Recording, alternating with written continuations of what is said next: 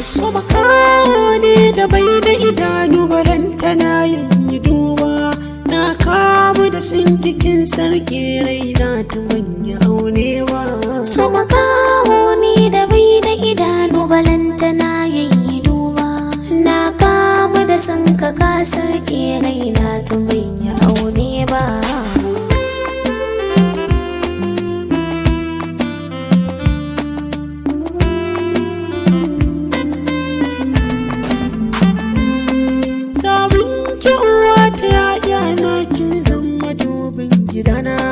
Ko da yaushe ke ce mafarki cikin kalbi in har da yi na zauna, ki min izini na zo fadar ki farin ciki za na nuna, in har da ke bani sauraron wata koda zai shiga rana.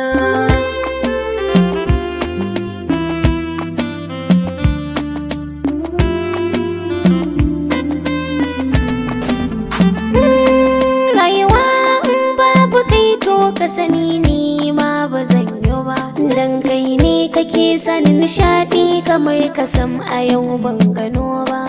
In har ina nan a tare da kai na san ba zan yi rashi ba, na yarda kai kaɗai ne masoyin gaske ka ja ni inuwa mu zauna.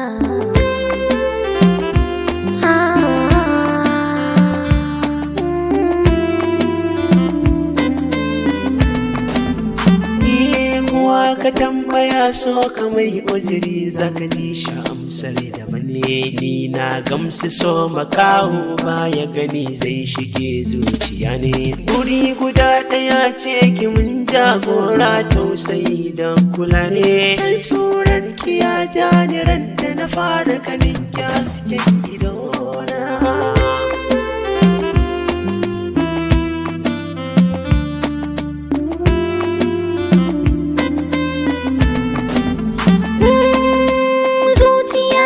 Take so dan kasan da kannan hakinta, dai kwantaran zan tsare maka kai a gidanka ne zan yi bauta.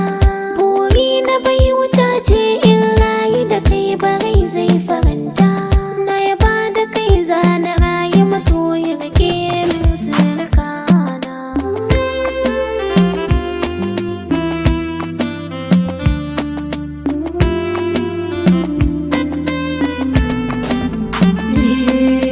Aminta na yi miki kalaman so shakkuwa kai na ki kauda, ki aminta da na yau koyi nan zaki zanzame miki fada, ki aminta mu je mu zauna kalaman so na yau masu tsada, aminta na zama kamar bawa gurin ki yake zama gana.